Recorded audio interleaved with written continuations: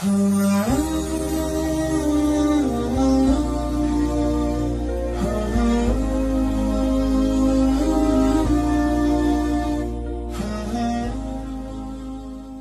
nah ini. Nah. Ada, saya bukan ngada-ngada. Bagaimana caranya bisa membubarkan tempat hiburan malam? Karena saya yakin di tempat seperti ini adalah pusatnya maksiat.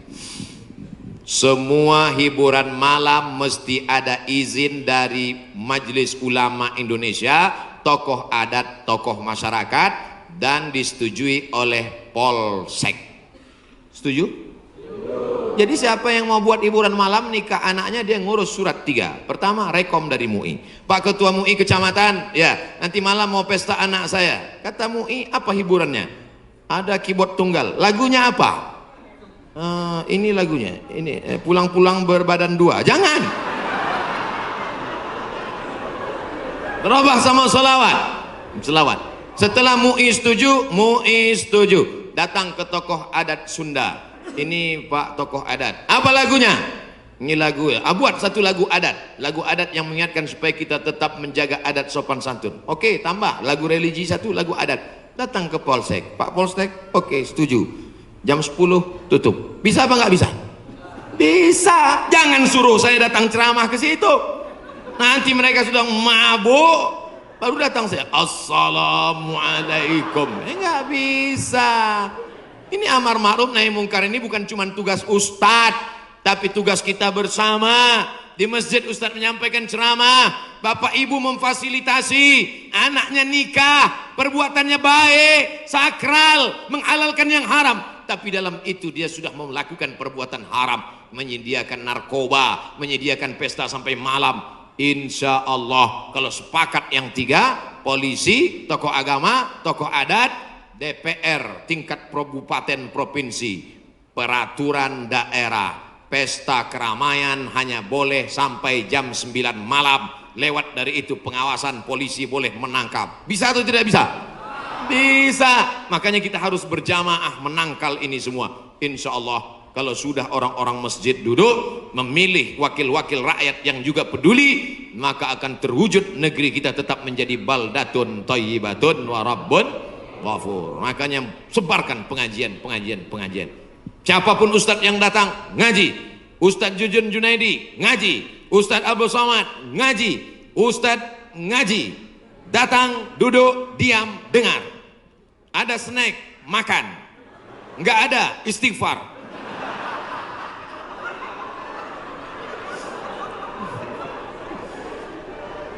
Ustadz Somad, saya manusia banyak dosa, tidak sholat Jumat. Kenapa nggak sholat Jumat? Man tarakal jumu'ata salasa marratin, siapa yang nggak sholat Jumat 3 kali berturut-turut tahawunan, bukan karena sakit, bukan karena darurat, tapi karena menyepelekan panggilan Allah, taba'allahu ala qalbi, Allah mengunci pintu hatinya. Kalau sudah hati terkunci, telinga tersumbat, mata tertutup, khatamallahu ala qulubihim wa ala sam'ihim wa ala absarihim ghishawah. 3 kali sholat Jumat kau tinggalkan, Allah mengunci pintu hatimu. Siapapun yang ceramah tak akan masuk ke telingamu. Na'udzubillah. Saya ingin bertobat dan sudah menjalankan taubat, maka sholat Jumatlah engkau. Siapa yang datang hari Jumat saat yang pertama seperti berkurban seekor onta, datang pada saat yang kedua seperti berkurban seekor lembu, datang saat ketiga seperti berkurban seekor kambing, datang saat keempat seperti berkurban seekor ayam, datang saat kelima seperti berkurban sebutir telur ayam. Sekarang banyak yang datang hari Jumat, jangankan telur ayam, telur puyuh pun nggak dapat. Datangnya kapan? Ketika khotib sudah naik ke atas mimbar, jamaah Jumat yang dimuliakan Allah, baru dia datang. Udah terlambat sholat sunat lagi. Allahu Akbar. Pakai baju kaos tertulis, emang masalah buat lo. Orang kalau taubat itu malu sama dosa-dosa masa lalu, bukan bangga. Ini banyak juga orang udah taubat. Ustaz Somad, saya ini baru hijrah. Dulu semua saya minum. Semua narkotika saya pakai. Ente tobat apa sombong? Orang tobat mengenang dosa itu melelehkan air mata, nangis. Ada juga bukan bangga. Ada juga sebagian jamaah sudah tobat nangis. Ustaz, kamu menyesal minjam uang. La illallah. Kenapa hati ini masih keras Ustaz? Belum bisa nangis di saat tahajud Ustaz. Datang seorang bertanya kepada Nabi an qaswatil qalbi, hatinya keras. Apa kata Nabi? At'imil masakin wamsah ra'sal yatim. Kalau mau melembutkan hati, kasih makan fakir miskin, usap kepala anak yatim. Siap? Ngaji jangan ditunda-tunda. Pulang dari sini langsung mampir ke rumah makan, beli nasi bungkus, bawa ke panti jompo. Anak mereka sudah meninggal, hidup sebatang kara, belikan kain sarung, langsung datang. Assalamualaikum Bapak Ketua Panti Jompo. Waalaikumsalam. Berapa semua orang jompo di sini? Ada 100 orang. Saya mau makan siang sama mereka. Semuanya 2 orang aja. Kebetulan bawa nasinya cuma 2 kan. Melihat mereka nanti menyuap, menggeletar tangannya memasukkan nasi yang kau masukkan, maka disitulah hatimu akan lunak. Pergi ke rumah anak yatim, tanya, anak yatim sudah berapa bulan gak bayar uang sekolah. Lihat bajunya, dijahit, sobek. Rupanya kain sudah lapuk. Kain kelas 1 dipakai kelas 6. Belikan bajunya, senangkan hatinya. Nabi yang mengasih resep ini, an qaswatil qalbi. Azab yang paling hebat bukan miskin, azab yang paling dahsyat bukan susah. Azab di atas azab adalah hati yang keras. Wa inna minal hijarati lama yatafajjaru minhul alhar. Ada batu keras tapi masih bisa mengalirkan air. Wa inna minha lama yahbitu min khasyatillah. Ada batu yang keras tapi hancur berkeping ketika takut kepada Allah. Di atas bukit Tursina, saya ketika naik ke atas bukit Tursina di Mesir, tempat Nabi Musa menerima wahyu, itu nampak batu-batu hancur. Kata imam masjid yang ada di atas, inilah batu yang hancur saat takut kepada Allah SWT. Tapi kalau sudah hati menjadi keras, maka tak akan meleleh apa-apa. Kalau ada orang tidak meleleh apa-apa, pelit, medit, bakhil, itu salah satu ciri hati yang keras. Lunakkan hati dengan banyak bersedekah. Saya kalau ikut pengajian, telinga saya tahan. Kalau ikut sholat malam, mata saya tahan. Kalau datang ke masjid, kaki saya tahan. Tapi kalau sudah keluar duit, dompet saya nggak tahan. Banyak orang ketika keluar, alhamdulillah masjid ini adalah wakaf orang-orang baik di Panyawangan, di Jawa Barat. Ternyata orang-orang Sunda, orang-orang Jawa Barat ini berwakafnya tidak tanggung-tanggung, langsung satu masjid. Mudah-mudahan akan banyak wakaf-wakaf yang lain insyaallah. Amin. Sekarang banyak juga orang berwakaf. Ustaz Somad, itu tanah saya wakafkan. Mantap. Begitu diurus di Badan Pertahanan Nasional, rupanya suratnya 5. Kenapa kau wakafkan tanah bermasalah? Karena bermasalah, itulah saya wakafkan Ustaz. Nauzubillah. Kalau hatimu masih keras juga, hadirlah di tempat penguburan jenazah. Berdirilah di tepi kubur tempat jenazah. Kubur, suruh kawan satu nyenggol dari belakang. Masuk kau ke dalam, kau sambut jenazahnya, kau pegang masuk ke lubang, terasa dingin dari bawah, sadarlah bahwa kau juga akan mati masuk ke dalam. Rumahmu yang besar tinggal, istrimu akan nikah dengan brownies. Mobilmu yang mewah akan dijual, suratnya akan berganti di kantor Samsat. Tanahmu akan diganti akte notaris. Kau hanya akan membawa 2-3 helai kain kafan, digulung macam dodol Garut. Apa yang kau bawa mati menghadap Allah SWT? Ada orang Islam mati bawa seragam? Ada. Tadi saya baru dikasih jaket kulit, sayang sekali. Tapi jaket itu pun tinggal kalau kau mati, Abdul Somad. Kenapa nggak dipakai sekarang? Panas. Apa yang kau bawa mati? Kalau pernah kau usap kepala anak yatim, kalau pernah kau infak sedekah untuk masjid, itulah yang akan kekal abadi. Yang mewakafkan tanah ini sudah meninggal, tapi terang kuburnya, lapang makamnya insya Allah. Amin. Pikirkan, orang yang cerdas bukan yang IP-nya 4, orang yang cerdas bukan otaknya hebat, Al-kayyis, orang yang cerdas, mandana nafsahu, mampu menekan hawa nafsunya, wa amila lima ba'dal maut, dia beramal berpikir setelah mati. Ini banyak orang mikirnya setelah pensiun. Saya alhamdulillah Pak Ustaz udah siap nih setelah pensiun nanti. Memangnya yakin malaikat maut datang setelah pensiun? Banyak malaikat maut datang sebelum pensiun. Pikir baik-baik. Pikir itu pelita hati. Lama berpikir sakit hati.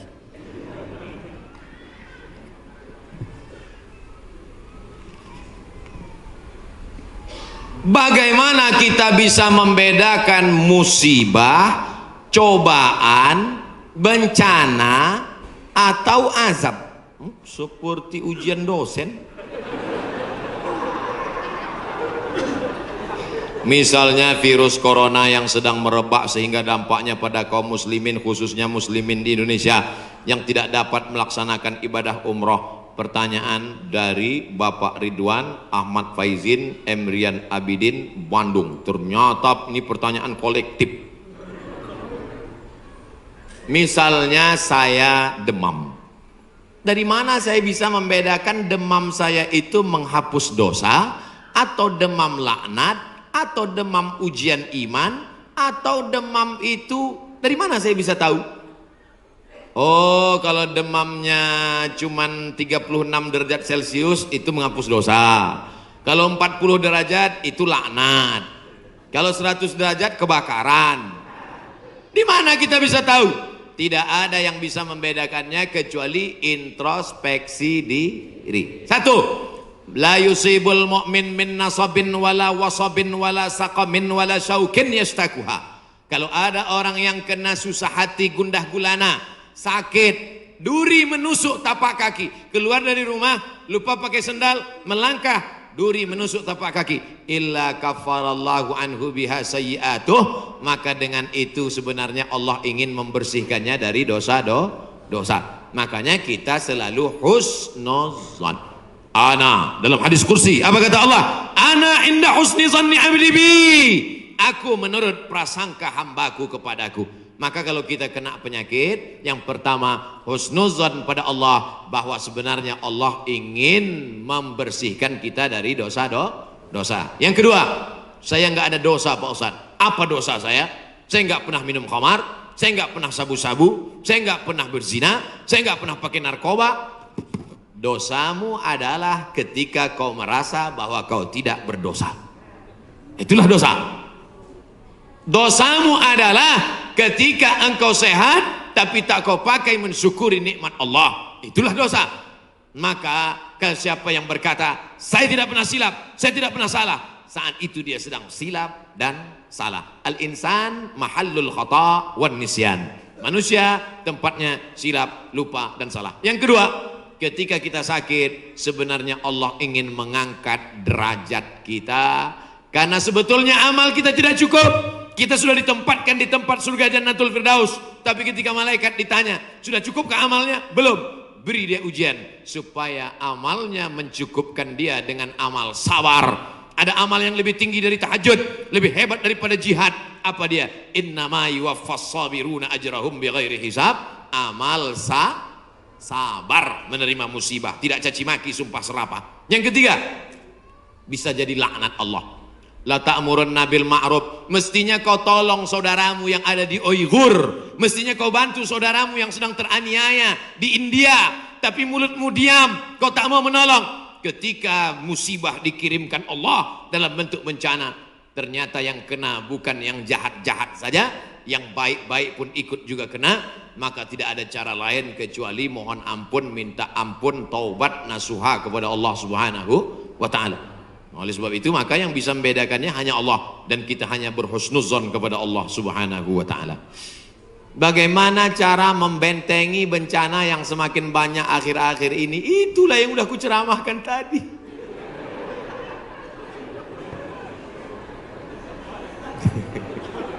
Itulah yang udah kita bicarakan selama 1 jam 15 menit tadi, brother.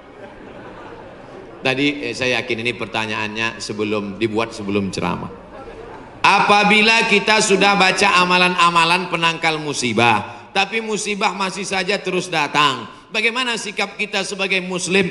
Man lam yardha bi qada'i, siapa yang tidak ridha menerima takdirku, walam yasbir bi balai, siapa yang tidak sabar menerima ujianku, falyatlub rabban siwaya, carilah Tuhan selain aku. Ada Tuhan selain Allah? La ilaha illallah. Maka kita tidak ada cara lain kecuali ridha, ikhlas, terima ketetapan Allah. Makanya ketika bangun pagi apa doanya? Raditu billahi rabba, aku ridha menerima Allah sebagai Rabb. Apapun yang kau beri aku terima ya Allah. Wabil islami dina, aku ridha Islam sebagai agamaku. Apapun perintah dan larangan Islam ku amalkan. Wabi Muhammadin nabiyya wa rasula, aku ridha Muhammad sebagai rasulku. Maka kita ikut sunnah Rasulullah Muhammad sallallahu alaihi wasallam. Terjadi juga ridha. Tapi kalau terjadi karena kurang usaha, hukum sebab akibat. Sudah disimpan uang di dalam dompet, dompetnya dikunci, dompetnya dalam laci, lacinya dikunci, lacinya dalam lemari, lemarinya dikunci, lemarinya dalam kamar, kamarnya dikunci, kamarnya dalam rumah, rumahnya dikunci, rumahnya dalam komplek, kompleknya dikunci. Hilang juga. Terus mau ngamuk. Tidak ada cara lain kecuali ridha kepada Allah. Tapi kalau punya sepeda motor nggak dikunci, malah berhenti mesinnya hidup, kuncinya diletakkan, terus sibuk beli ngobrol, beli kangkung 2 ikat, ngobrolnya 2 jam. Ketika dilihat hilang. Terus ketika hilang suaminya nanya, mana motor kita? Ridho mas. Itu bukan ridho, goblok. Mohon maaf saya keceplosan. Oleh sebab itu maka tetap ada Ahlus Sunnah wal Jamaah mengajarkan kita ada namanya al-kasbu wal ikhtiar. Bahasa kitanya namanya usaha. Kalau pemerintah menyuruh pakai masker, usaha. Jangan tidak ikut. Suruh cuci tangan sering. Sebetulnya kita nggak perlu belajar masalah cuci tangan. Ada nggak ada virus kita tetap cuci tangan, betul? Subuh cuci tangan, zuhur cuci tangan, asar cuci tangan, maghrib cuci tangan, isya cuci tangan, tahajud cuci tangan, witir cuci tangan, duha cuci tangan.